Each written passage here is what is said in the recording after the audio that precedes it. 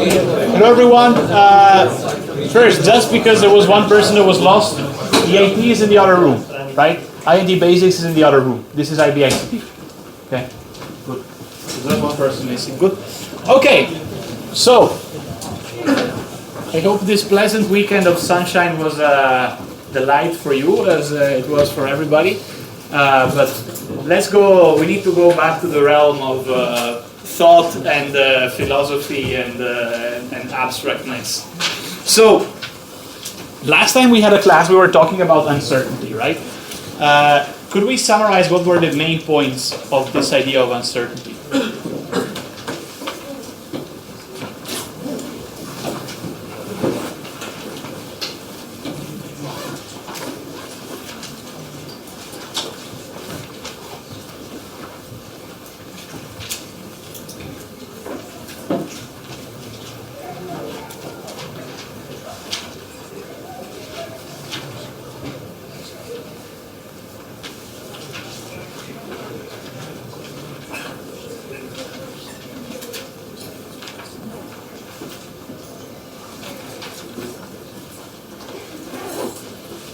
I have time.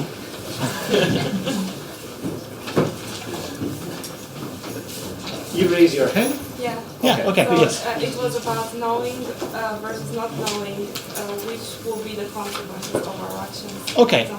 So it was about, we started from the idea of certainty, where we said everything is necessary, okay? Once you start doing something, well, first you have to do something because that is the best choice. You already know it's the best choice, and you already know where it will bring you, right? So this was the idea of certainty. Then we saw what happens with risk, where you know the probability of the outcomes, and you see where things go, right? And then we went one step deeper, and we said, okay, let's talk uncertainty. And the key point of uncertainty was that we are not sure what the consequences are, but how do we we also said that there is a way to be aware of what could be the consequences, of what could be the space of possibilities.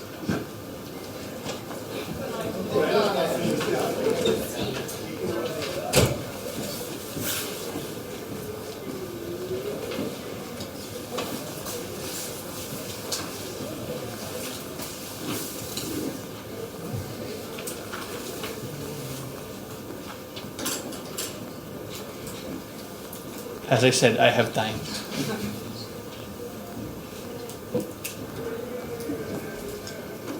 We saw a loop procedure in order to narrow the uncertainty. We saw that there are procedures that work typically in loops, and these help you narrow down the space of possibilities, right? And while you are looping, you're doing something, which is you're spending resources, okay? So you're spending time, you're spending money, you're spending CPU cycles, you're spending brain power, you're spending human resources that you allocate on a task rather than another. You are spending resources to narrow down the space of possibility and find, let's say, reduce this level of uncertainty. Then last time we spoke a lot about what are all the different feelings and the different, let's say, fallacies that you find yourself when you are in uncertainty but you think you are in risk, or you think you are in certainty. What are all the traps of this? So to refresh this idea of uncertainty, I want to start with a case which is historical. So I want to start with the Cuban Missile Crisis. Who knows what the Cuban Missile Crisis is, and can you help me with making this a bit of a story about the Cuban Missile Crisis? This is history, okay? It's nothing to do with, for now, with innovation and business or innovation and entrepreneurship. Yes? Basically, during the Cold War, Cuba started stocking nuclear weapons, and the Americans were really happy about it. Okay. Because they are really close to the United States. And so they started embargoing Cuba. Okay, but there is one key point about Cuba. Also, aside from being very close to the United States, they're also very... Yes, they're very communist, right? And these were the enemy of the United States in the Cold War. Okay, so they embargoed Cuba, okay, and what happens then? Well, there was some sort of escalation, let's say, in which basically there was the risk of a war exploding between the Soviet Union and the United States. So what is the key the key for everybody. Thank you. This is a good overview. Now I'll go a bit deeper on some details. So, what is Cold War? Okay, in general, what is the key pillar of the Cold War? There's one theory, which is very famous. Sorry? Mutually assured destruction. Mutually assured destruction. What does this mean? That both sides are capable of destroying each other, even if the side attack wipe out the opposite side completely. Okay, so both sides, thank you, this is a very good description. Both sides are capable of destroying each other, even if one side has the first strike. Okay? Because there is radar, you can detect nuclear missiles going. So what happens is that if one of the superpowers sends a nuclear missile, the other one can retaliate before the missile lands. So if you make the move that breaks the equilibrium of the Cold War, you ensure that you not only kill the other, but you ensure that you are also yourself dead. 100% of the time. This is certain. Okay? So, the Cuban Missile Crisis was about Cuba starting to accumulate missiles in their islands while being very close to the US. Okay? So before, the Cold War and this theory of mutually assured destruction was something that was mostly concerning the scenario in Europe. In Europe and in near Asia, right?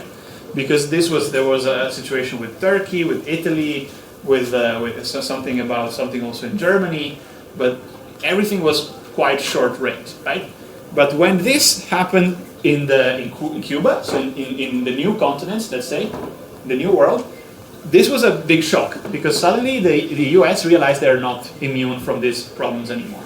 So there is a very nice movie that is called 13 Days. Did somebody watch it? Yes, you did? You did? Okay, great. So, somebody else? Did somebody else watch 13 Days? Okay, you did. Okay, good. You're close by. Okay, so can you help me?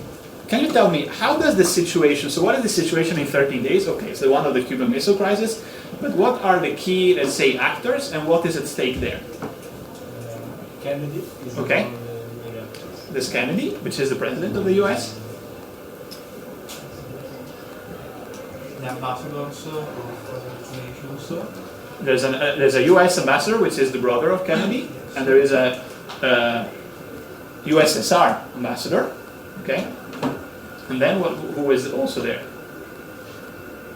There's a Council of Generals, right? From the US, which are advising the War Council, which is advising Kennedy. So if you were to describe I would describe the whole situation as uncertain, right? This is the key element which is there. So when the scenario breaks down, okay, and they start to understand that this is developing, do they have full information? The two sides? Do they know what the other side is doing? Not really, because what happens is that there is a communication, let's say, barrier between the US and the USSR. They're on different time zones, they operate with different protocols, different languages, and they are, of course, they're enemies, so they don't want to talk to each other because they might disclose military secrets, and they don't know what the other side is doing. So, in the movie and also in history, what happens? The Navy, US Navy, try to block the missiles. Okay, the US Navy puts up a blockade in front of Cuba, and the situation is that The Soviet ships try to reach Cuba by breaking the barrier. they try to run the blockade. So this creates a situation where somebody thinks this is an act of war, somebody thinks this is not an act of war. And they need to negotiate, and they say, well, if it is an act of war, we need to retaliate, we need to send a missile. But if we send a missile, then we get one back. So they don't know what they have to do. So they decide to do one thing. They decide to verify whether the mutually assured destruction is a thing, because they don't know the status of the missiles in Cuba. What do? They send an airplane. They send an airplane. discover if in Cuba there were missiles. Exactly. They send an airplane to scout in Cuba and look for the missile sites. And they want to know at what state these sites are and how many they are. Okay? And the airplane? They fire against the airplane because they see this as a US attack. Yeah, they think this airplane is not a scout airplane, but is an airplane with guns. They shoot it down, and this is the only official casualty of the Cold War, by the way. This is the only registered war casualty of the Cold War. So, the airplane is shot down, so they don't get all the intel that they wanted back. But they know that the Russians are ready to attack, because they took down an airplane. So this whole situation escalates, and you see in this movie, but also in history, how the two nations are spending their resources, which is first, of course, time, second, military, third, communications time, because they're in a big negotiation. So they're trading, let's say, in some sense, when you're in a negotiation, you will see this in other courses maybe, but when you are in a negotiation, you're effectively trading chips. You're putting some weight and getting something in return. And this is all a balance. So they're going through this very delicate balance to find more information about the other side. And this works very well as the uncertainty scenario. We have two sides, neither of which has perfect information, both of which keep sending and spending resources to try to find out more. Neither of them reaches a point of optimum. Both of them still remain with a wide range of uncertainty, and they don't know what is happening, because they still assume that there is one underlying certainty, which is the mutually assured destruction. So they're very careful in how they invest their resources. So do you see how this is a problem of uncertainty? Does this make sense? Make sense or doesn't make sense? Make sense? Hands up. Doesn't make sense? Hands up. I just have Okay. a question. Which are these two parties in which The two parties are the US and the USSR. in a okay, here, so they're okay. Okay? I was thinking about both there. No, parties in two sides, let's say. Okay? Okay, 40% awake, we can do better. So this is a case of uncertainty. This is a classical textbook case of uncertainty, and not by chance, the theory of uncertainty was being developed in the same times. Well, actually, this was happening a bit later, but this is riding the wave of that epistemological theory. So, last time we promised to you, however, that we would be looking at some contemporary perspectives. So I put some keywords here, okay? And as the last time, I would ask you, have you ever seen some of these, and could you try to tell what they are?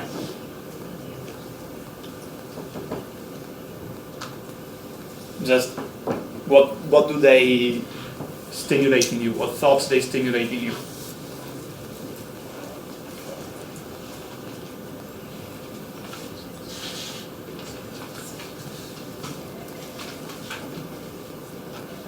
Maybe before there was a more objective view of things, now is more subjective. Okay, so objectivism became subjectivism, right?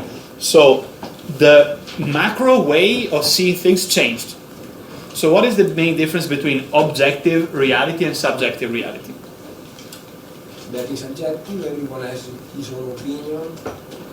In objective, there is one way that is right to see the things. Right, so in an objective world, in an ideal objective world, if I get a number of people and I have them look at a phenomenon, they will all come to the same conclusions. They will all have the same experience, the same data. In a subjective world, each person will have a slightly different, or people might have a plurality of opinion and might have different perspectives around this view, right? Okay, this is one key point. Why do you think this happens? Why do you think that I'm telling you that our world became more subjective?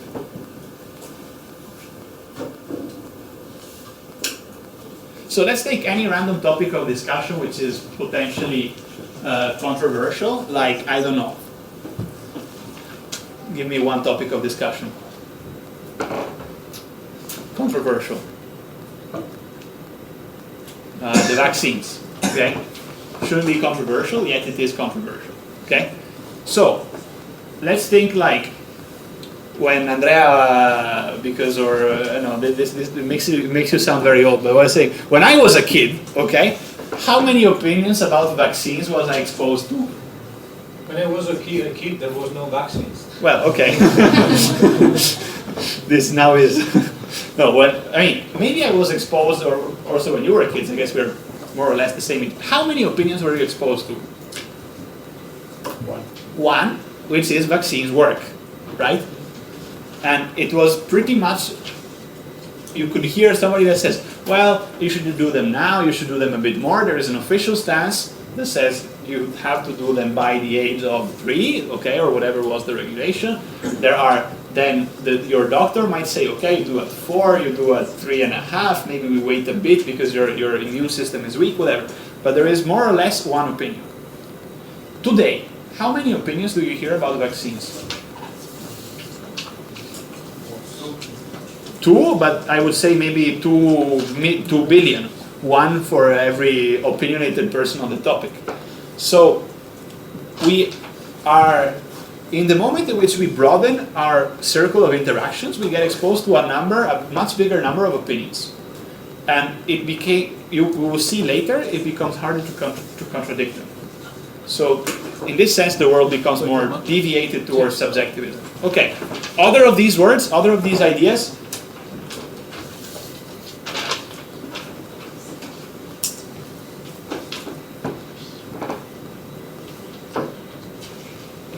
So if the Unreal makes you just think of Unreal Tournament or of games, it's okay, but not today. It's not, but you can forget about it. What about postmodernism? Did you see this? In architecture, at least. You know how postmodern buildings look like? They look bad most of the time. They look all twisted and strange, right? So the postmodernism takes post in front of modernism. So it takes everything that was modernism and says, this is old, we make something different. So if you can take all the definitions and all the things you attach to modernism, flip them, and probably some people that call themselves postmodern did this. So neatness, organization, rationality, all these supremacy of logics and all of this, in postmodernism, they start being questioned. So I gave you an example of this, which is here, right? So I'm sorry for the guy that was here and did not play Grim Fandango but wanted to play it, but spoilers have been made. So this is a situation where there are people playing the roulette. This was also the example that we did the last time. And there is the main character, which is here in his office, which is upstairs from the casino, has a system in which he chooses where the roulette ball lands, right? And he is making the poor people that are betting on this lose a lot of money. So this is something that we cannot decipher with uncertainty.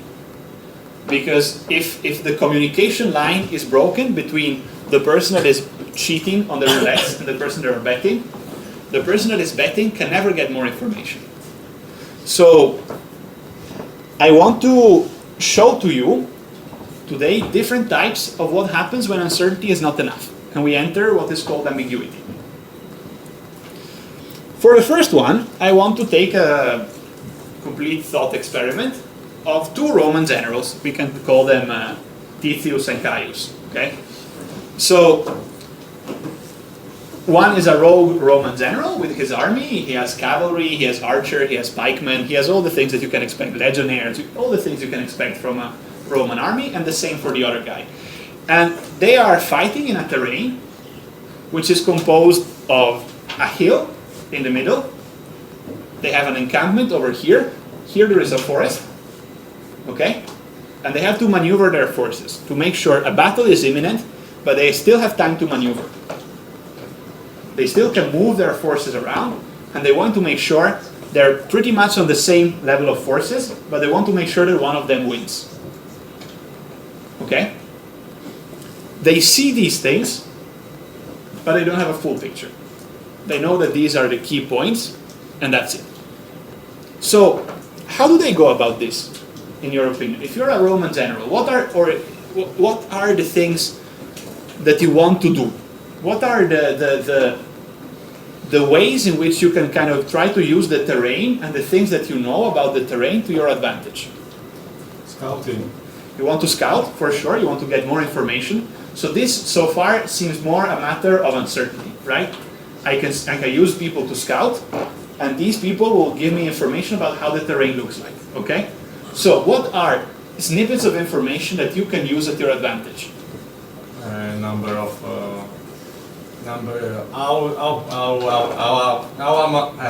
How my opponent is trying to, is going to lead this. Okay, so what are practical things that, as a general, you want to do to ensure your army wins in a terrain which has all types of terrain? You have flatlands, you have forests, you have hills, you have rivers and everything. What are the key features?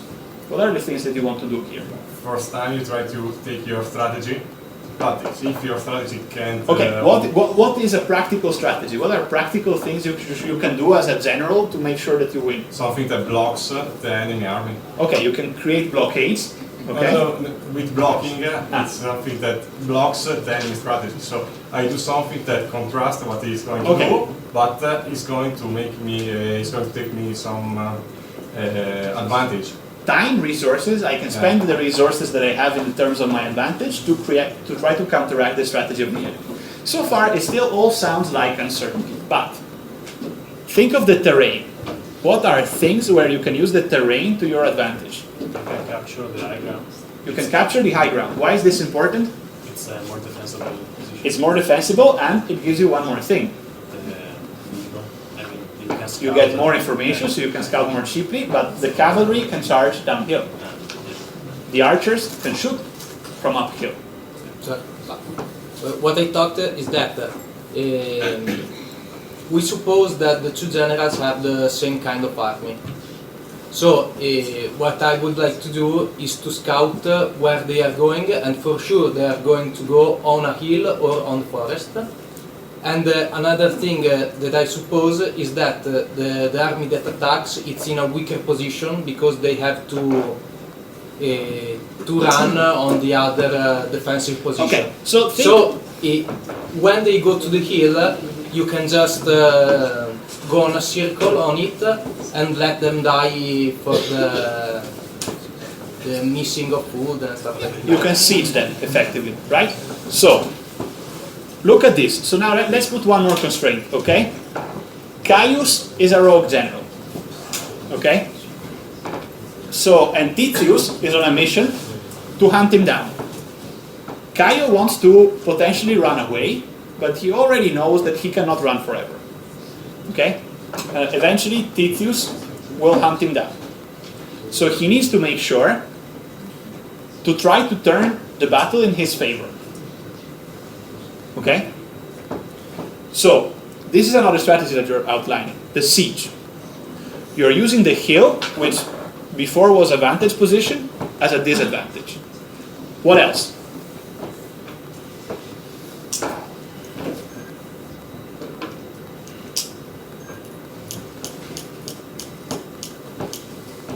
What about the forest? You can hide troops in the forest, right? What else? What was the other ideas? Not the same. The same idea. Can the cavalry run through the forest effectively? No. So if I want to reduce the impact of the cavalry, I will probably use the forest. Right? So, as they progress in their strategy, you have to keep in mind one thing. They don't communicate to each other. They might use the scouts, but they don't communicate to each other.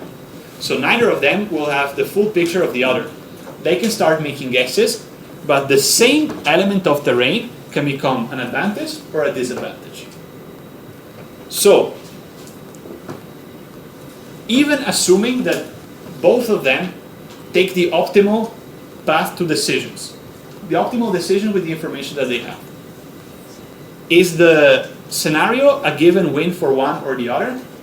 We don't care for which one, for one or the other. So is this a predetermined scenario or not? No. Why? Because each of them has the same probability of winning. Each of them has a certain probability, okay? But are the probabilities set in stone? No, Because? So why? because we are human. Because we are human. Okay? So these are armies that we are moving. We are moving armies of which the generals will make mistakes. The general will misinterpret information. They will leak some information. They will not make some information leak. They will try to use one terrain thinking this is going to be our advantage. We're going to be camping on top of the hill. And then they realize, well, but I can siege them and they starve. Congratulations. Right? They will find all sorts of ways to leverage their advantage over the other. So this is one of the key features of ambiguity, which is I can have a map, okay? When I was thinking about this, I draw a beautiful map, okay, with lots of detail, but the map is never going to be the same as the territory. Even if I invest my resources in trying to get a better map, I will never see completely how this matches to the territory. And if you look on a lot of literature in epistemology, you will see that this map and territory metaphor continues to emerge. So there is a clear mismatch between the map and the territory. The map, which is my theory, my knowledge, is not matching with the territory, which is my experience, which is where I can move and I can gather the information and I can see what I actually have. So we are moving from uncertainty to ambiguity because we have seen, okay, this is a thought experiment. In reality, you might argue that some battles were already set in stone with the information that you have, which maybe is the one that the winner wrote. So are they? But okay.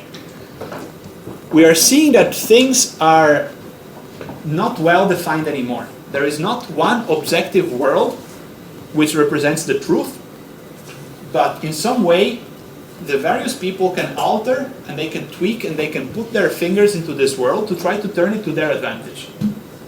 So maybe if they take advantage position, they can boast about it to make the other feel weaker, even if the other one would have the option to surround them. But you can create psychological pressure to stimulate mistakes in judgment.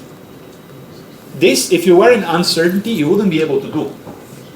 Because the other one would be able to simply spend more resources and don't care about your tricks because he has a fixed margin. In ambiguity, you can alter their margin. You can keep them in the grasping. So, we spoke about this idea of leveraging the environment. There is one key feature of this. Everything that is being leveraged, aside from the idea of constructing a barricade by tearing down the trees in the forest and making a barricade, is a static thing. It's not like the hill one day is going to say, I'm not feeling well, and it's going to turn over and now it becomes a hole in the ground. A hill is a hill. It stays there. The kind of advantages and disadvantages are provided are static. But what the generals are doing is something that in epistemology and in sociology of science is called enrollment. And this is one of the keywords of one of the also the papers that we give for today, which is this paper of Calonne, which takes one scenario in which you have fishermen and you have a regulatory body, okay, somebody that wants to regulate the fishing, and the fishermen are effectively thinking of what are the ways in which they can leverage the scallops that they're fishing, which are like shells, okay, seashells that they're fishing, to make sure that the regulation goes their way. So the seashells, as much as the hill, are not active people in this. They're not people. They don't make decisions. But they have a weight in what decisions can and cannot be taken. They work as constraints. They work as tools that the main actors involved in the decision can use to shape it. There is another very clear example of this classroom. So, okay, I will let you do this. How do you think, as a teacher, you can enroll a classroom to do what? So enrolling is this idea of I can leverage the infrastructure, I can leverage the environment to facilitate some of my tasks. So how can a teacher enroll a classroom, and what does he accomplish by doing so? And what is the power of enrollment in this sense?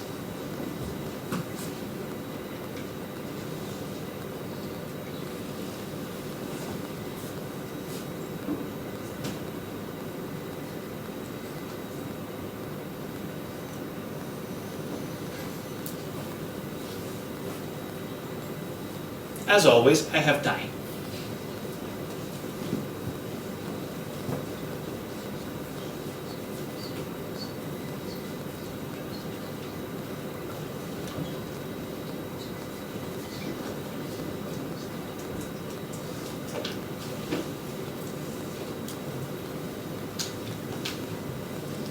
Try to make guesses. Observe how the class is made. Think of the elements of infrastructure and what they imply. Even very trivial one guesses. How would you use another word for enroll?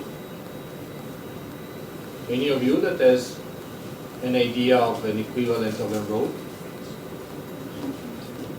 What does it mean? In Italian, what does it mean? Let's give them time. They will come up with something. Or we stay here for 1 hour. This is another option. Actually, 1 hour and 20 minutes, but I don't know. Boredom will do something. I'm enrolling boredom.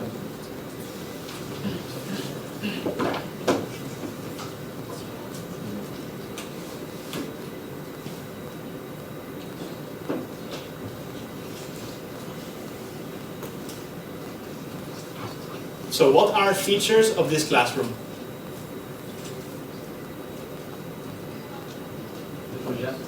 Okay, there is a projector. Okay. So teacher can use effective presentations for Okay. the classroom. So a projector can use, a teacher can use the projector to try to engage the students better with having an effective presentation. Okay. What can I do with the projector? I can change the presentation that it projects, right? Can I change the orientation of the projector? No. Okay, so this is already one constraint. If I want you to look at me and to have the ability to, what I'm trying to do, which is giving you the option to fall asleep, but then wake up if you hear a strange keyword, I need to be standing here, so that when you wake up, you can pretend you're looking at me, but at the same time you're looking at the slide without doing a bit of a big turn with your head, right? So the projector is fixed. So if I am using the projector, I need to stand here. I cannot stand here, because otherwise, I tell you, as you can see in the slide, and you need to turn, right? And this becomes tiresome. Okay, good, projector, one thing. What are other features of the room?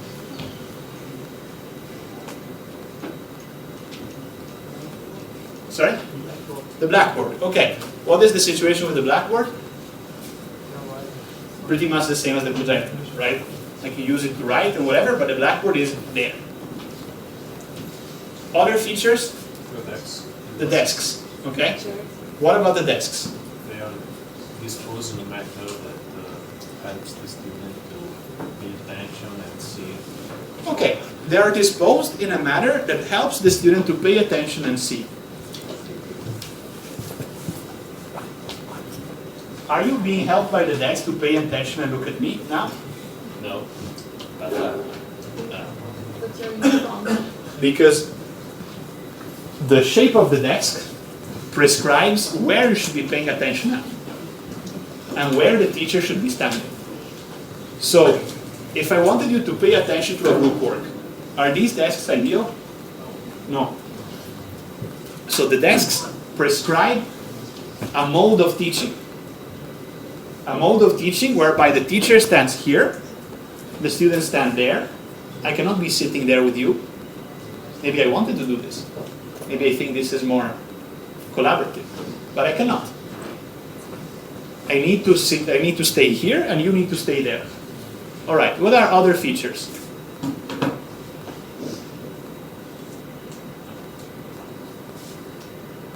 There is one more feature, which is also a parallel with the generals and the battle.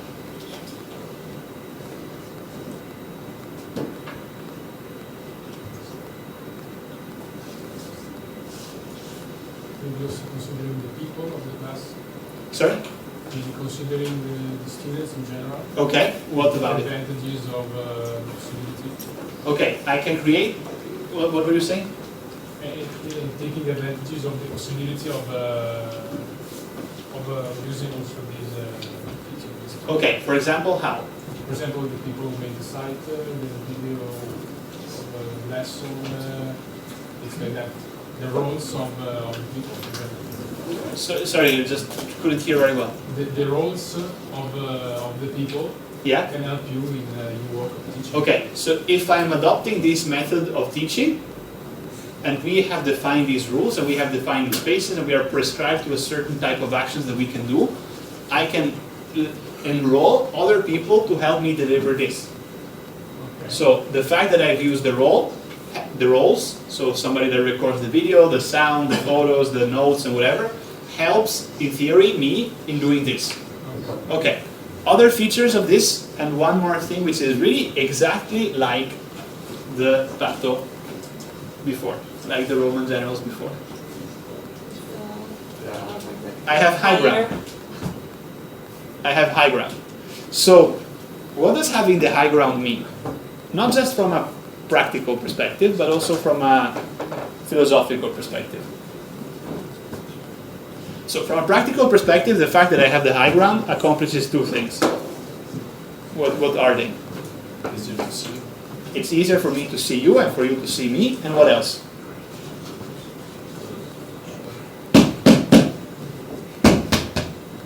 They make two different sounds.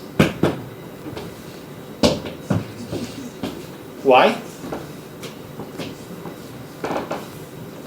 This serves to hide the cables, right? So it's a routing thing also. Okay.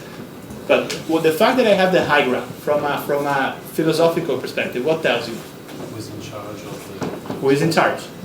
So this implies that when somebody comes here and takes the high ground, they are in charge. So if I get somebody to come here, stand over here, and start talking, you will naturally assume he is a teacher, or he is the teacher. If we did this on the first day, when I went to Analisi Uno, and I started saying, writing my name. Okay, who was subjected to this prank at least once in their university lives? Nobody? In which university? It was so boring. We had this every year. We had somebody at random come in our class and do this. But it's true. Somebody can come into it, and I really encourage you to find a TA that you like or a teacher that you like, and you tell them, can I come to the first day of your class and see how much it takes for my student to figure out that I'm a fake? And you will see, it takes them a lot of time. It takes them a lot of time because of a number of social conventions that the space tells you. So, the enrollment is very tight and it's very strong because there are a number of social norms which I'm enforcing by doing this. Okay? The second word is this translation. I don't want to go too deep into this because I think this is a bit less, let's say, interesting for you, but let's say very quickly, translation is the process through which, through enrollment, you transform something from a state to another. So this is a room, okay? This is a lecturing hall. But I can use the lecturing hall to translate me from a random PhD student to the teacher of the course. Right? So this is a more like definition, which just helps you with understanding this paper, if and when you will read it. Okay? So we have seen one way in which a static field can be used to enforce rules. What do you think are the key differences, however, between this room and the field where the generals were battling?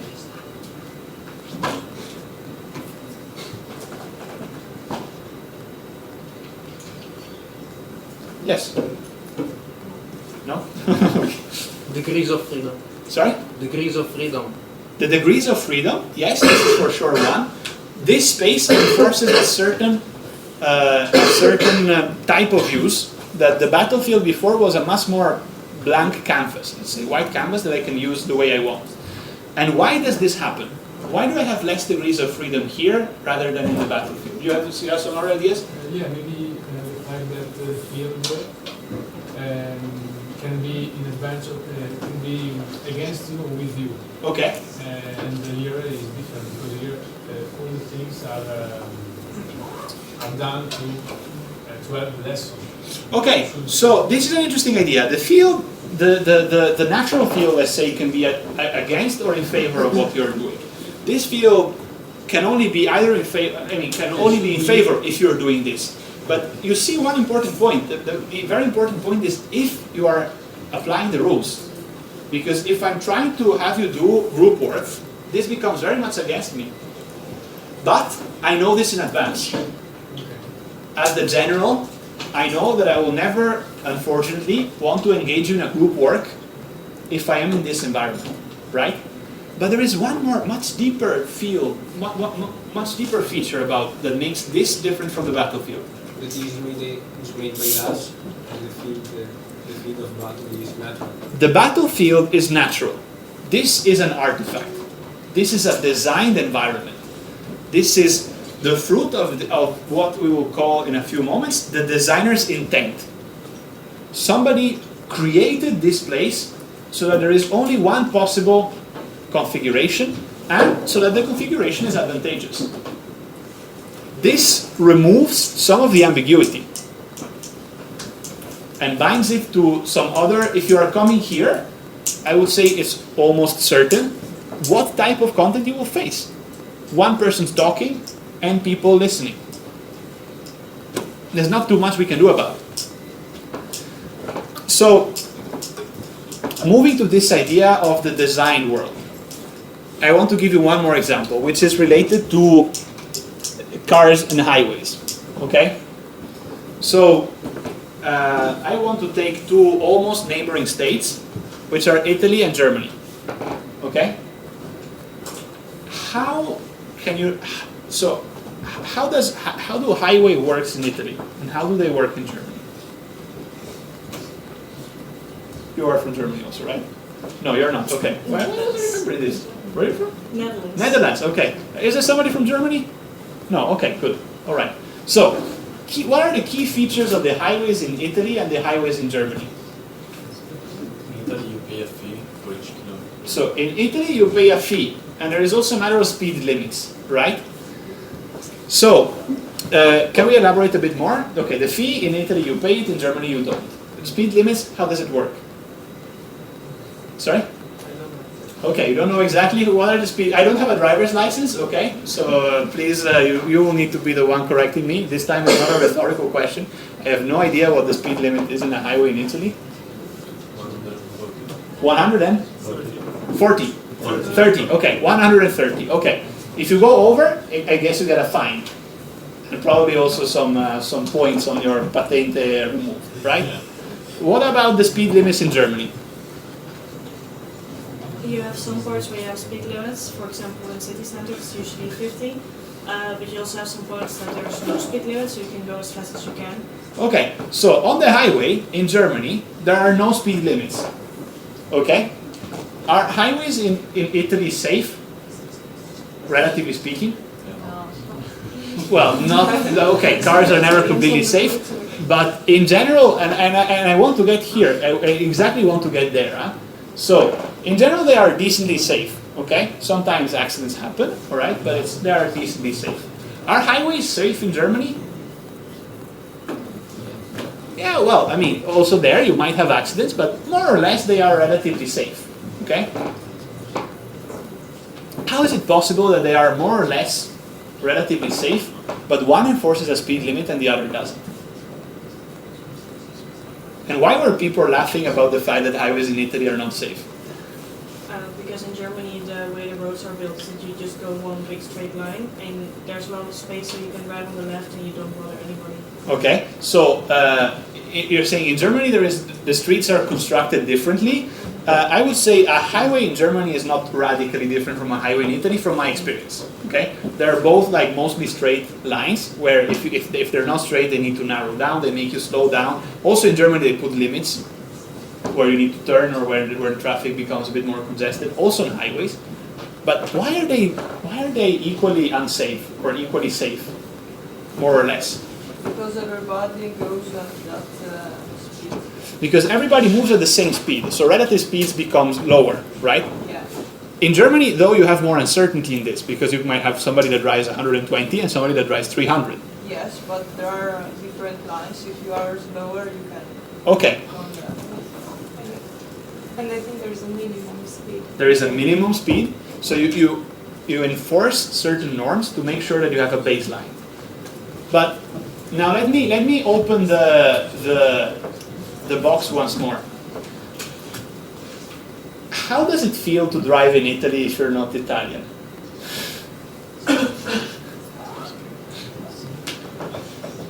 Or if you're from Trentino, how does it feel to drive in Napoli? Okay?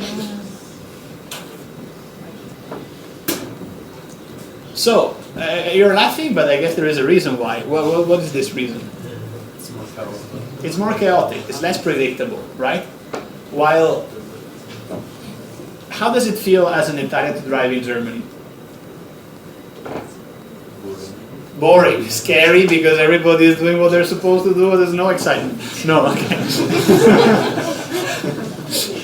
But this tells you one thing. There is, and this is where I want to get to, a cultural norm, right, about how people are supposed to behave and what is afforded for them. Maybe if when Italians go to Germany, then they feel things are going well. How is it possible? They become Germans immediately? The road makes them become better drivers? Or if a German comes to Napoli, does he become crazy as well and starts driving like Fittipaldi, or what? What is the story? And my question for you is, where is the cause and where is the effect?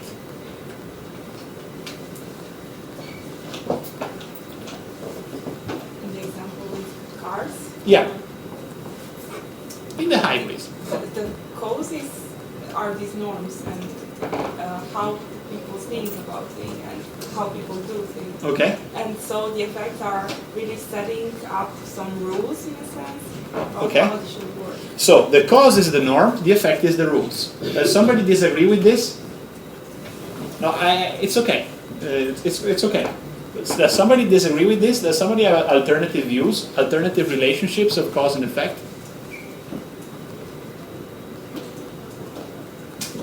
Could it be, yeah. Here, I think norms doesn't fit because nobody wants this. So maybe it could be something they are born with, like overpopulation at that area, like.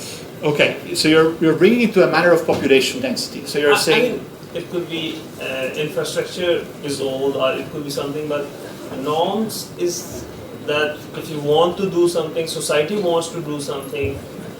I don't think that society wants to do, want to have accidents or want to have these things. Right? So it would seem like there is a common norm, okay? There is a common ambition to an ideal. But why? So then, what is the cause and what is the effect? How are these different between Italy and Germany? Let's keep Italy and Germany, and let's keep the highways in particular. So one idea that was said before is, the norm is we should all drive well. The rule is I enforce some speed limits, right? So cause, the norm, effect, the rule. Do you see other relationships possible in this? What if at some point instead somebody says that there is a rule and everybody follows this? So the rule is the cause and the norm is the effect. Do you think this is possible in certain ways, certain times? There's a yes. Can you give me an example of this? In cars it's okay, but also in other scenarios? What about the bus that only opens the front door? Right? This follows this. I mean, there's a rule, there's no norm there. There's a rule, arbitrary, which says you enter only from the front door and you exit only from the bottom, but sometimes also the middle, except when the bus is full, you can also enter from the center. And so, okay, it's not very clear at all. The causal relationships are muddy. Why do you think they are muddy? What happens here? So if you go to the generals, the cause and effect are very straightforward. They're not muddy at all. It's clear. High ground means you can look further. High ground means you can charge downhill. High ground means you can shoot the arrows better. Low ground means no way you can shoot the arrow, right? There's no opinion. There's a cause and effect which is fixed. So why is it different here? I think if somebody came from outside the society, the norm in that society will affect them. So the norm is a class, and the opposite way, you can change the norm of the society by applying rules. I have even one more case. He's saying that if somebody comes from outside, the norm will change himself. But at the same time, while he is adapting to the norm, he will be effectively adding into the system an instability which will change the norm itself. So also here there is this double interaction. But what is the key feature here? Why do we have this mixing of cause and effect? Because there are more points of view.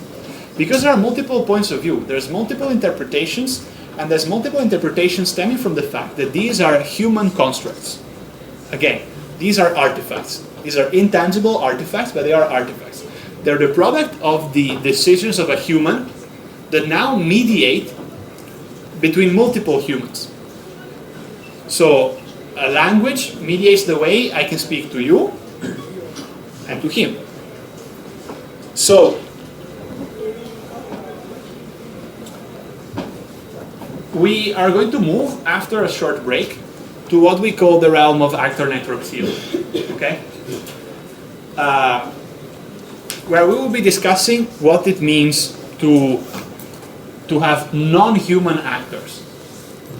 So elements that are not humans, that affect decisions and that take decisions. But before this, I want to ask you one question. Why do we bother with this when we're talking about innovation? Why do we bother talking about enrollment, these strange norms, and so on? Why is this important?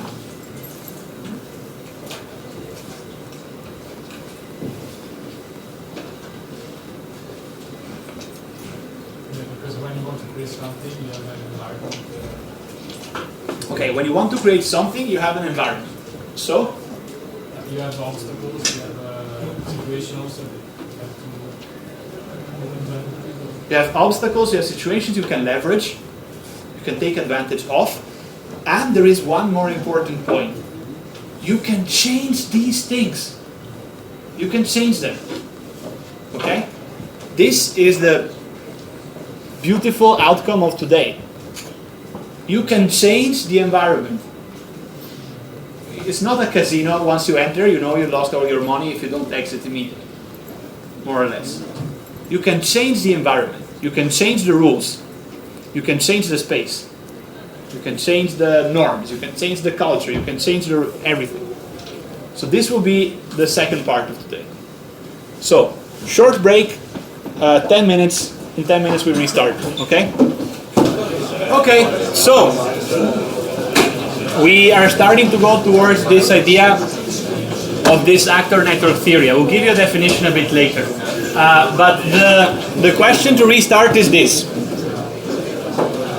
So we're saying that the keyword of today is ambiguity, but is all ambiguity created equal in the sense that do you think that there's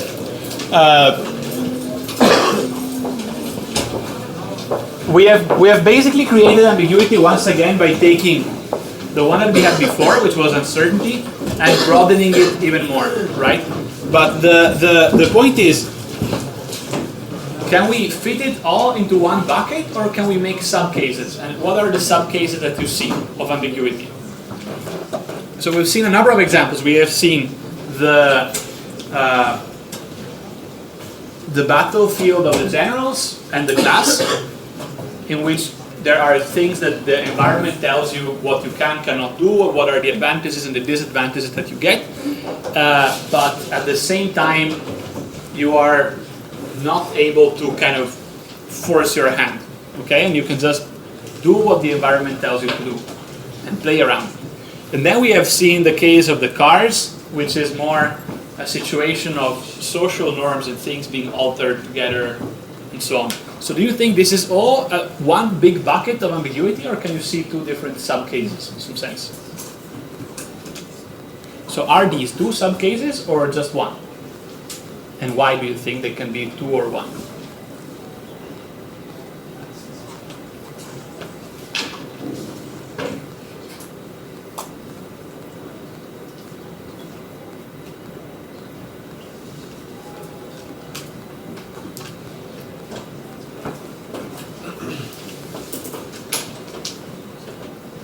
Okay, now the amount of boredom I can enroll is drastically reduced because I only have 45 minutes, but I can still wait.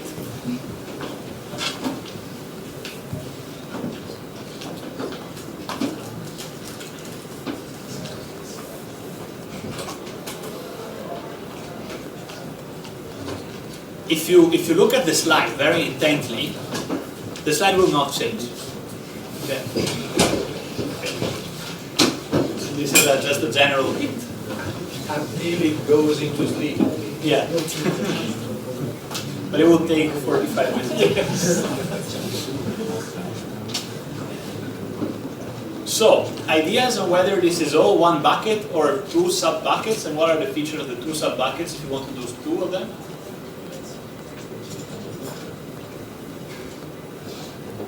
Yes? Okay, so we've talked about ambiguity.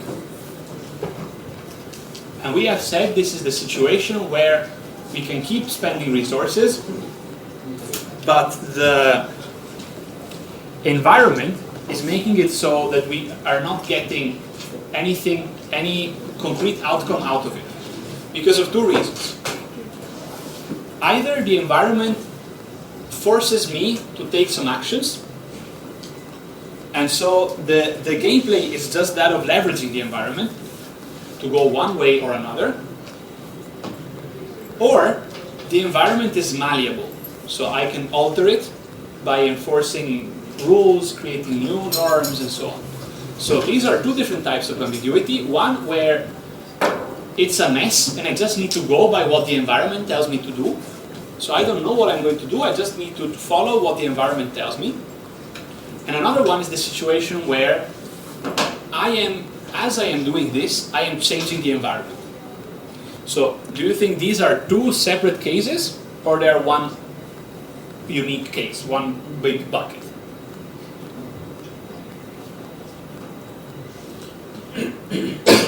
So if you want, the next question is, can you apply the same methods in these two cases, or do you need to do different things? Can you apply the same strategy? In the case where the environment is driving you effectively, and in the case where you are changing the environment, can you apply the same strategies or not?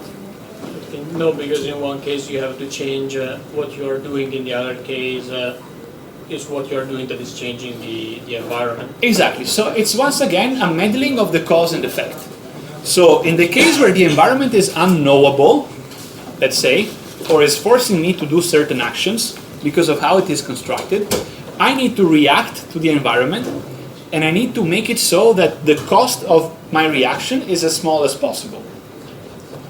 While in the other case, I am the one that is changing the environment, so I need to act a lot to make the environment conform my view. Okay? Is this more clear now? Better? Okay, good. So, this basically is the situation of the Roman generals, which were battling with the environment, but in the end they just were trying to outmaneuver each other to use the environment in their favor, versus the case of Manny Calavera, which is changing the roulettes. So, different strategies. In one case, I am proactive, I am changing the roulettes.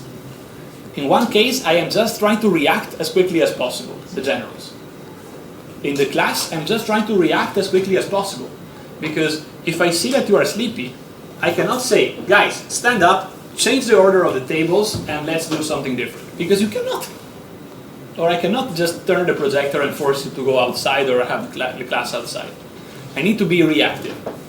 If I have a different space for teaching, which is, I don't know, a summer school, in which we are all in a multifunctional space, a room which we can alter, then I can be proactive. I can create the environment that fits me. So, the idea of actor network theory, so this is either going to be a very wasteful time for you, or it's going to be, to me, this was a full discovery. This was a world, okay? An incredibly fascinating world. Because if you start reading some of these things on actor network theory, there is one here, which is called Which Are the Missing Masses? The first reaction that you will have is, what the hell is this? The second reaction that you will have is, this thing is stupid. The third reaction that you will have is, this thing is obvious. The fourth is, this is genius. Because what this tells you, when you will read this, and as we will discuss it, is that in some way, when you are dealing with designed artifacts, so designed procedures, objects, technologies, anything, these things are telling you what to do. And they are telling you what decisions you can take. So in some ways, they are taking decisions in your place. And if you can see that this happens, you might as well consider them your equal in the capacity to take decisions. Of course, they can take a limited set of decisions. But the very philosophical argument here says, well, if your phone decides how you communicate with somebody else, you're basically not communicating with somebody else. You're communicating with your phone. And then your phone, or the other person's phone, is communicating to them. So you should put them in the picture. It's no longer a conversation between me and you. It's a conversation between me and my phone, and between your phone and you. So what this actor network theory kind of posits is that you are not just, it's not a theory in the sense that it's not something which codifies behavior, but it tells you how to map relationships. It tells you to look deeper into relationships between humans and look at the non-humans which are all around us. And now I want to go much deeper into finding some examples in which these things become real in a scary way, okay? And in a very tangible way. So we said non-humans have agency, in some sense. They are able to act. Can you think of an example of this aside from the phone, or even in the phone? What does this mean in practice? What does the phone change between me speaking to you and the two of us speaking to each other through a phone? I can see your body language. It shapes it. What is the channel of information? What information can we talk to each other? Can we transmit to each other? By the way, we don't communicate to each other naturally via text. Okay? We use spoken word most of the time. Okay. Alright, so it cuts some avenues of information. What else?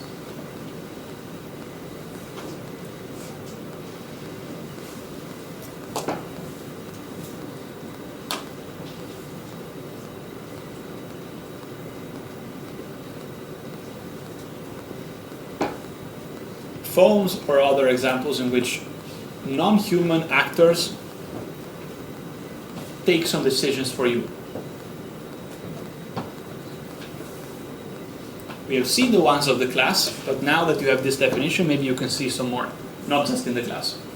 Probably the class we have exhausted it substantially, but other situations.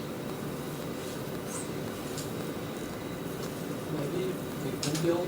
Sorry? Maybe the Google. When you're searching something, suggest you The suggestion, the results of Google, when you're searching something on a search engine, the algorithm and that selects and ranks the pages operates a selection in your place. And it's the selection algorithm that through your keywords makes the decision for you of what it is going to show and what it is going not to show. So your agency is diminished by the fact that it is taken over by the search engine. You see this happening? You understand why this is a thing? What about what is the so-called filter bubble on Facebook? So who is aware of this? Okay, who is not aware of the filter bubble on Facebook? Okay, of the people that are aware, can you try to explain what it is? Do you want to try to give a few? Basically, Google track down your activity and what you search for, and when you try to search new things, they show you some results based on your history. Okay, so this is a case on Google, not on Facebook, but it's still perfectly relevant. Why do they do this, in your opinion? Because you tend to search,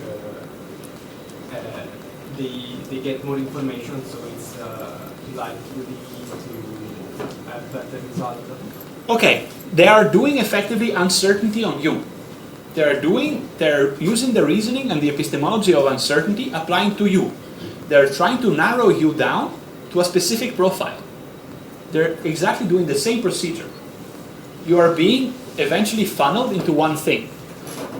And this happens for one simple reason. We, as humans, are confirmatory in how we think. You can read many psychology studies about this. We like to think in terms of confirmations. We hate when we are falsified. Unfortunately, science works by falsification. So this creates all sorts of problems.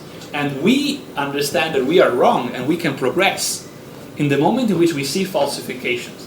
However, if we live in the filter bubble, which is this idea that the platforms that you're using on the internet keep feeding you the information that you want to hear, because it is the one that is most aligned to your previous philosophy and thinkings, you will never be able to get out of this. You are stuck in a fallacy of induction, like the turkey that gets killed because it doesn't know it's Thanksgiving. You are stuck in the same frame, the same mindset. This is agency. This is Google defining you. This is Facebook defining you. And they do this because they're narrowing you down, and they narrow you down for one simple reason. The more you are narrowed down, the better they can sell advertisement to you. The more advertisement you click, the more money they make. As simple as this. So, the money making, the business model, you have seen business modeling, so I think I can use this word. The business model of Google, through their search algorithms, is shaping you. It's not Larry Page that is saying, okay, I want to shape this guy into buying more socks. He's not doing this. He's delegating this to a machine that is doing this to you in his place.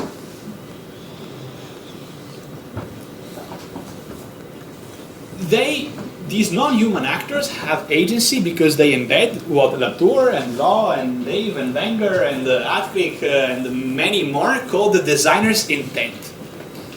The designer has an intent in when they create the artifact. They know where they want to go because they are designers. So they are creating the experience with a goal, with the idea of solving a pain in the same way that a business works. You will do a lot of things probably in the future, or maybe you will not, but you will hear, even if you don't take another course.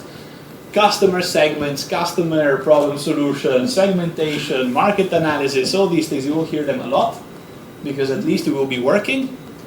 So this is what they're trying to do. They know what is their intent, and they're embedding their intent in the artifact that they're making. In the article that I suggested to you before, there is a very interesting discussion of something which sounds completely stupid, but tells you one very clear case of a seat belt showing the designer's intent and the system that starts beeping and annoying you with the car if you don't attach your seatbelt, showing very clearly what the designer intent is. The designer intent is you don't drive without a seatbelt. And this is very much in your face. And it becomes increasingly in your face as you keep driving without a seatbelt, to the point where maybe the car will stop. Right? Or will start beeping very loudly. Okay? You see tangibly what is the designer's intent, and you see the effect. There are cases in which this is more obvious, like the seatbelt. There are cases in which this is more subtle, like the filter bubble. So now I want to take one more case, which is not seatbelts. We just talked about this, but it's the case of fake news. Okay? I think this is a very big innovation of the last years, for good or worse. It has a lot of market. It has a lot of. It has all the things that we define as innovation before. But I put these subtitles of finding needles in a haystack. L'ago in un pagliaio in Italian. So, what is the problem with fake news, and why do you think I'm putting it here under ambiguity? What is the deal? Because it's difficult to define what the fake news is. It's difficult to define what fake news are. This is a first point, but then there is one more point. I mean, do you know if you're reading a piece of news which is fake? Not necessarily. What do you need to do? Fact-checking, yeah. You need to search. Sorry? Fact-checking the data. Do fact-checking.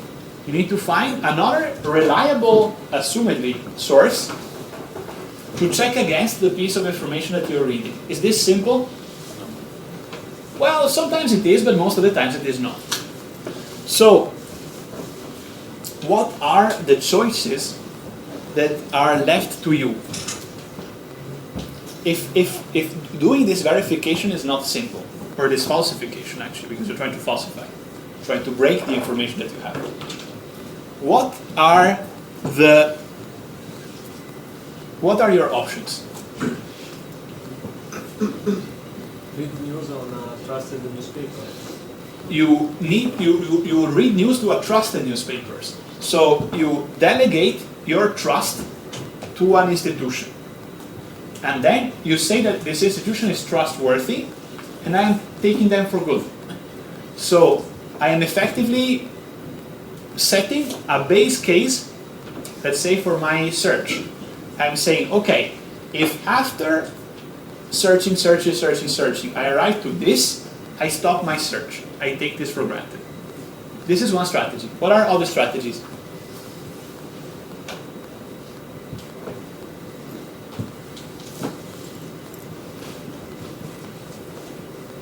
Probably study or exploit the academic channel and improve your knowledge. You can research and you can make out of yourself for yourself an informed position that comes out of your own research and of the research of academics. So you can spend resources into, let's say, defining the stance of truth which you are adopting, and then holding to this, unless, of course, it is falsified, if you are into this rationalism. Okay? One more option. What else? So in this case, you don't necessarily need to arrive at the authoritative final base level. You might have taken this out of consensus. So, on climate change, there is somebody that denies climate change. There is somebody that says it is real. But nonetheless, the community has a consensus. And the consensus is it is real. So even if somebody puts on an authoritative journal, it is not real, you can say, okay, this is a different opinion. Because I am aligned to a consensus, or I'm not aligned to a consensus. What else? I can read news from multiple sources and the mean with the somewhat unbased So, news. I can read multiple sources, multiple opinions, and at the end try to form for myself an unbiased opinion out of reading multiple sources. I mean, there is one more strategy which you are not saying because apparently you are too smart for this. But for most of the people, the strategy is, if I am reading it, probably it's real. They don't even bother with fact-checking. They don't even bother with this. They're just taking whatever they have for granted because they assume that the authoritativeness is there. They assume that it's written with good intent. And the problem is that these people cannot adopt a different strategy because they're breaking this strategy for them is the equivalent of finding the needle in a haystack. They don't have the means to search the needles. They don't have a magnet, I don't know. And they're missing the tools. So, and the main problem with this is the fact that this is costly. This requires knowledge, this requires time, it requires effort, it requires many, to devote a significant brain power into finding the needle. But, can you think of situations where you can use this thing of the needle in a haystack to alter reality? So we've understood why it's not working, okay? So why it works in a certain way. Now let's look at the how. So how can we leverage this effect? Or how has this effect been leveraged in the past?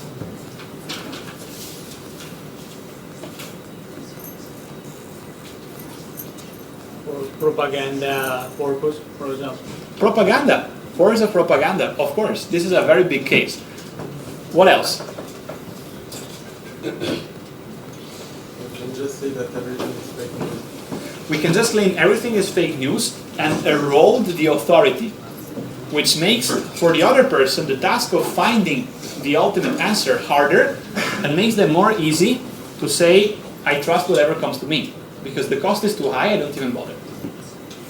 What else? What are other situations where you see this difficulties of finding the needle in the haystack?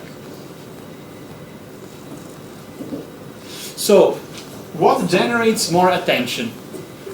Something factual or something controversial? Controversial, right? So, a simple fact is just a fact. So, have you ever seen a strategy of, in the same day, one person, maybe a prominent politician, wants to do something which is critical and factually makes them look very bad? So on the same day, they can put this factual bad thing and at the same time put an inflammatory comment that makes everybody react to this, and the factual problem goes down the radar. Did you ever see this happening? Every time they have to charge taxes. Every time there is a problem with the financial checks, this is a strategy, fortunately, right? They make a huge fuss, lot of mess, and the main facts fly under the radar. So, this is a technique of which a master is Donald Trump. If you look at the patterns in his tweets, basically when votes don't go his way or he makes votes which would be very bad in the public eye, what he says is he takes one person and says, "He is a moron!" And everybody now starts shouting, Donald Trump attacks random person on the internet, and this completely submerges the signal in noise. So it hides the needle by making the haystack even bigger. Okay?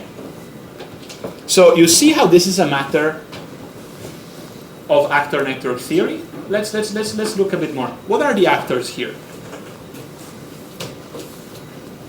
Well, one is Donald Trump, okay? Easy enough. One is the poor person which was shouted that he is a moron, okay? What is, the public. The public is a big actor. It's an actor as a global, but then it's an actor made of many actors, okay? What about the non-human actors? Social media. The social media is a non-human actor. What is the feature of this non-human actor? Let's take Twitter, okay? What is the feature of this non-human actor? What are the actions that this non-human actor does? It spreads the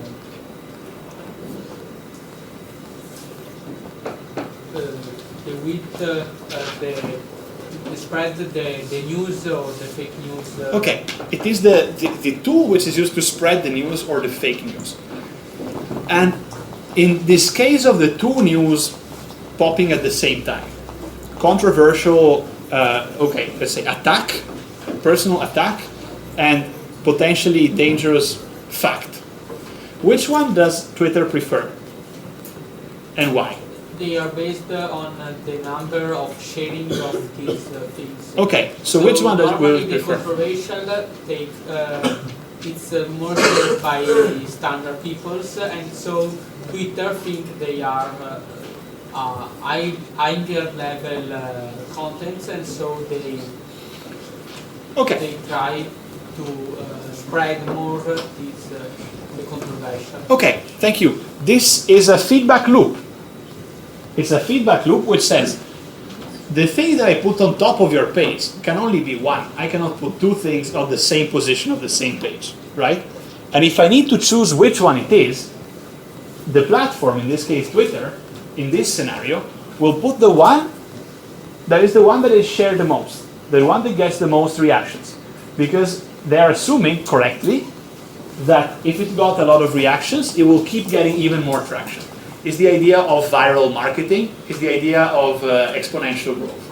When you talk about all the business with a lot of business people, they will make you a head like this with exponential growth, which they don't even know what exponential means. It just means that it grows very fast. But they will tell you a lot that they know everything about exponential scalability, exponential growth, and all of this.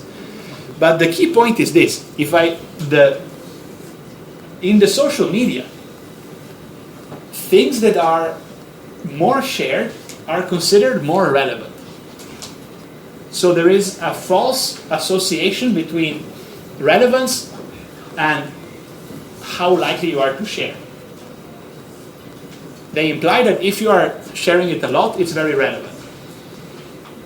But it might not be the case. So this is a case. Do you see other situations of this needle in a haystack scenario? What about the situation of the flat Earth? So let's do a fact check. Who here thinks that the Earth is more or less a sphere? Okay, who thinks it's flat? Okay. Luckily enough, but the Earth, I firmly believe, is not flat. But you will find many people thinking that the Earth is flat. Why is this happening now? In theory, this is the next point, the cost of falsification being very low, right? Why do you think this is happening? Why do people think that the Earth is flat?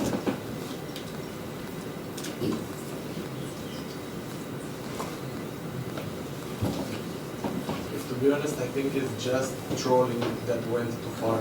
Okay, it might be trolling that went too far. So a joke that became a reality. But why did the joke become a reality? Because the people believe what they want to believe.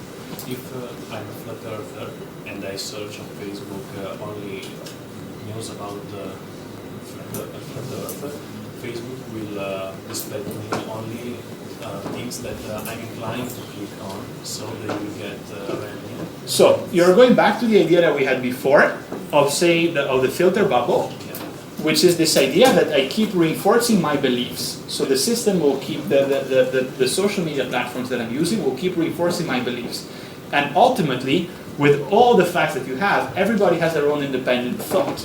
So they will believe what they want to believe. But there is a system which makes it possible that they are reinforced in their belief.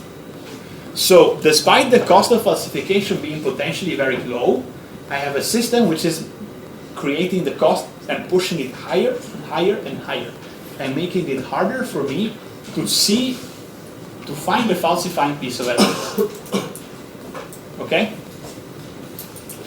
So, but I like also the idea of the joke. How can the joke go too far? How can the joke become a reality? You just try to push it further and further because it's fun. Okay. And then some nuts people will get it and transform it into reality. You push it further and further till somebody decides to pick it up, make it their own, and transform it into a reality. But it's this point, you're still missing to me, how does it become a reality? I mean, yes. People are uninformed. People are not willing to pay the cost of falsification, despite of how low it will be. But there is one more point which to me is very fascinating. So, can you try to explain again what is your mental model of this? My belief about better society. Why does the joke become a reality? Somebody used it, I don't know, started the idea, and then, yeah, it was, like I said. Okay, so, what, yes? Yeah, because when you take a position, for example, I think the Earth is flat, everything that you hear about the fact that there is a sphere is like a conspiration for you. So okay, conspiracy theories. We will get to conspiracy theories very soon. But before the conspiracy theory, yes? Some sort of rationalization. It's a rationalization of a feeling. Because in the case of the flat Earth, you do not perceive the Earth to be a sphere. So in some way you're rationalizing your experience. This is why it can become a popular experience. But let's look, I want to go back to this idea that we were having before with somebody, I think it was from you, of this idea of the measure of success. The measure of success in the social media sphere is the amount of shares, is the amount of likes. If the joke gets a lot of likes, gets a lot of shares, and gets a lot of comment, and I keep perpetrating that joke, it makes me successful. When I'm successful, I can start putting myself as an authority, as the base layer which people will use me to check. With time. So the point here is still the same. I have a system with a loophole. The loophole is a false correlation between popularity and veracity. And I am exploiting this to become popular, therefore true. In a system which enforces this rule, which has this norm, even though the world doesn't enforce it. So, our way to save ourselves from this is opening the black box. So, most of you here are equipped to open this black box. You're equipped to know that, you know, if a piece of fake news becomes popular, you can probably trace why it became popular. You can trace where it started. You know a bunch of trusted websites that can do this, and they can tell you, well, this is a factual information or not. They have, you know, reporters, they have detectives, they have police, somebody that can tell you whether this happened or not. But there are many black boxes of which you are not equipped to deal with. This lecture is for you a black box,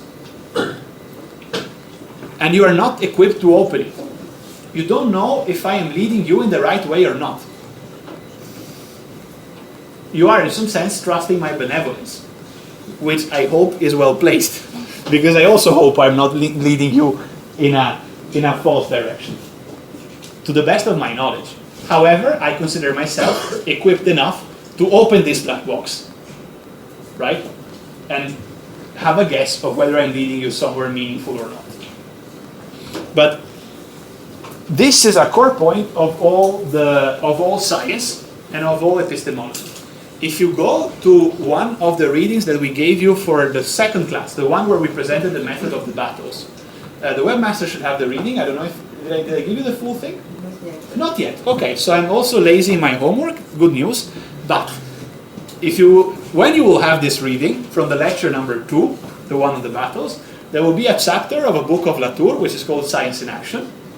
And in Science in Action, he will be talking about opening the black box of the shape of DNA. So now you know that the shape of DNA is a double helix. But Latour, in this book, tells you why we got to the point of thinking that the shape of the DNA is a double helix. without like looking at it and saying, yeah, I mean, it's a double helix. I can see it with my eyes. I can touch it with my hands. There was a debate. There was a scientific debate in which people were sustaining one thing, other people were sustaining another thing. We had to make sense of it. So, these phenomena belong to what we call the environment of post-truth. Of what happens when there is not one single truth and when there is a truth, but what happens when we can keep arguing about it, we can reopen the black box, and we can reopen closed debates very quickly, and closing them again, even if they were just very well, decided, like the Earth is not flat for God's sake, you can open this again and start for 20 more years to debate why the Earth is or is not flat.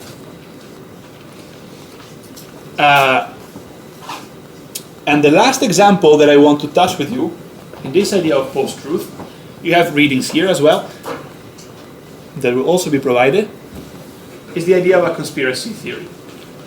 So this was also said from there. What is the key point of a conspiracy theory?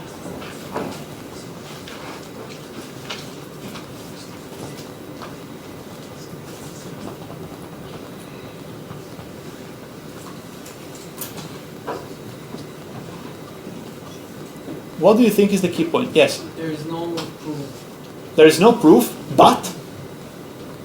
There's different facts. Sorry? Two different facts. There's alternative facts, yes, but there is one point. And for every good conspiracy theory to be good, it needs to do one thing. What is it? Somebody is hiding from us the truth. There is hidden information. There is a narrative of a secret being told and hidden messages being somewhere. And these hidden messages need to be consistent. Somewhat consistent enough for me to keep creating the narrative. Consistent at least with each other. So I will show you one of the readings that you will have. Where is it? Oops, over here. Okay. This is one of the readings that you will have.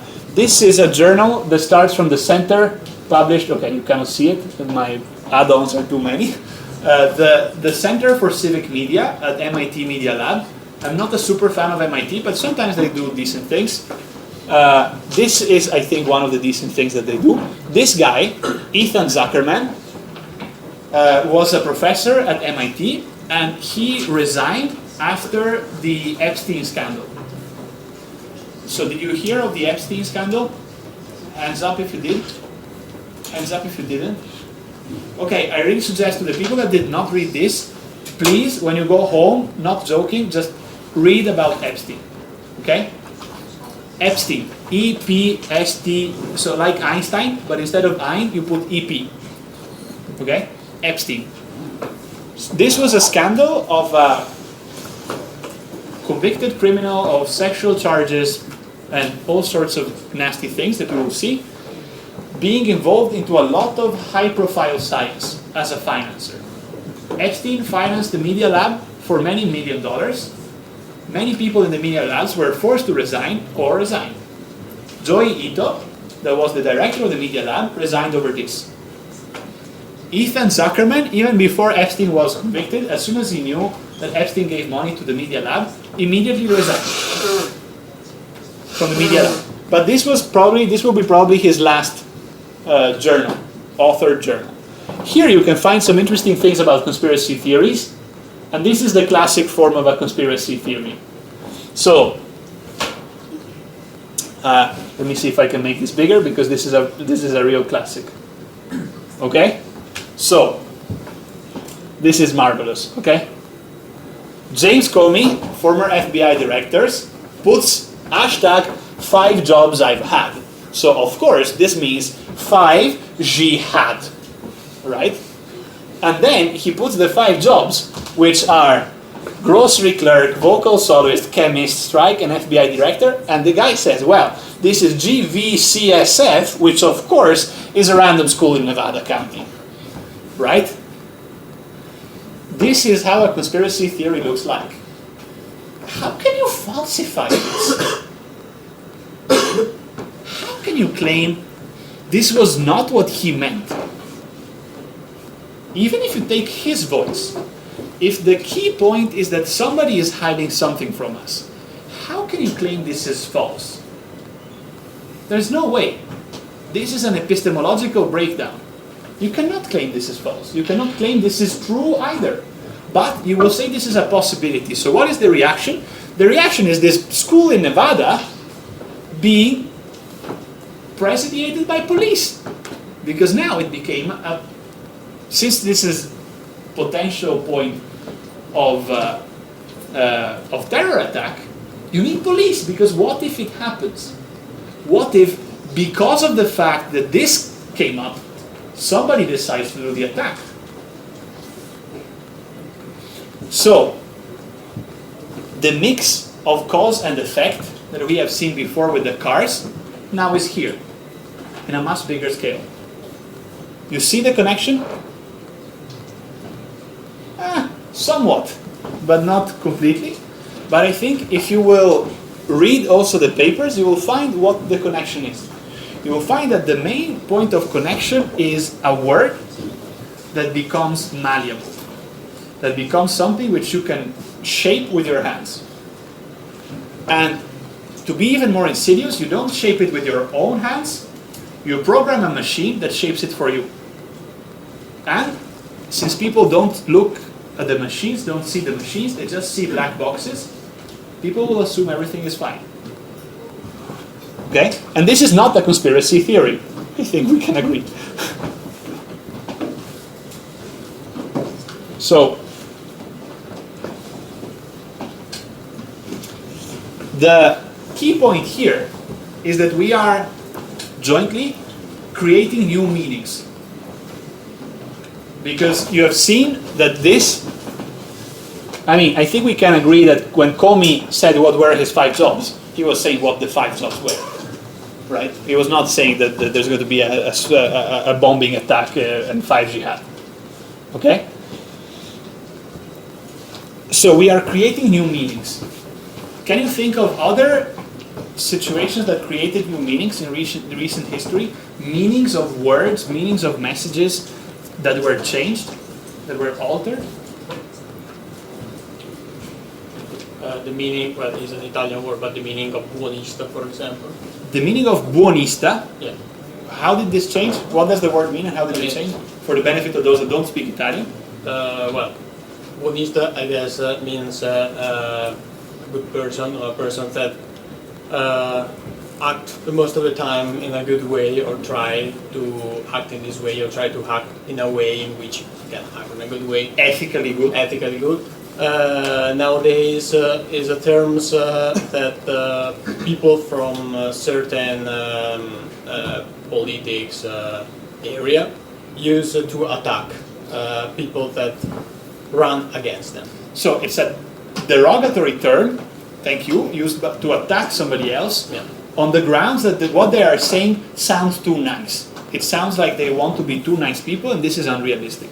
So this is one meaning of a word that changed. Can you think even of more radical changes of meanings of words? Sorry. What about the word friend?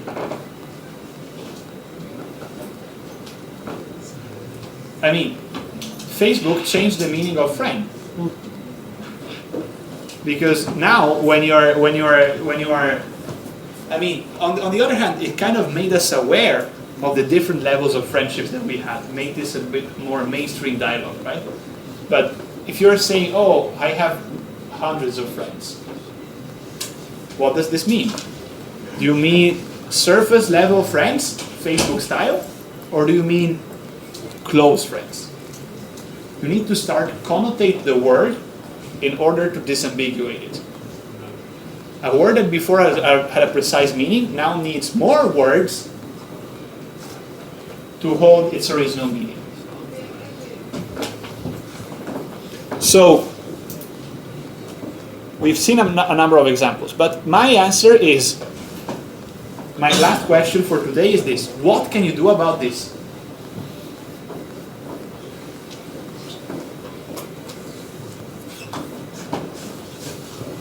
Be open-minded. Be open-minded. Study German epistemology. Yeah, pretty much. But what else? Don't snob epistemology. What else?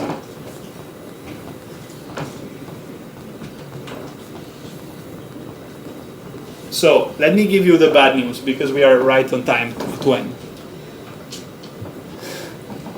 If you are a Spider-Man, but also if you are not Spider-Man, and if you have a dying uncle that was hit by a rogue wrestler, but maybe also if you don't go into this situation, you should know that from great powers come great responsibilities. All of this that we have studied today is enabled with the power of technology, of ICT. The cavemen did not have problems of fake news. They had gossip, which they could shut down by, punching each other maybe at most. But they did not have problems of fake news, constructing falsifications, algorithms manipulating their lives. We have these problems now because we have the power to do so, to use these technologies. But from these powers come responsibilities.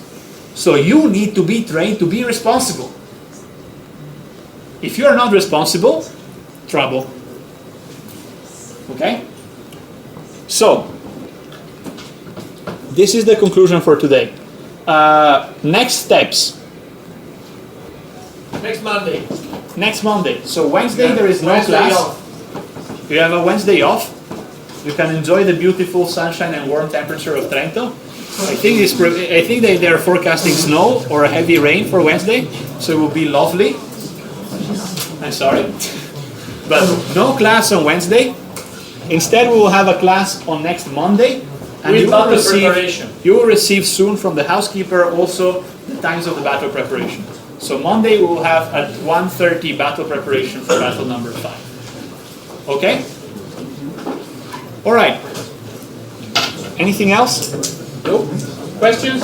Well, we are running out of time and the people outside are pushing us out, so...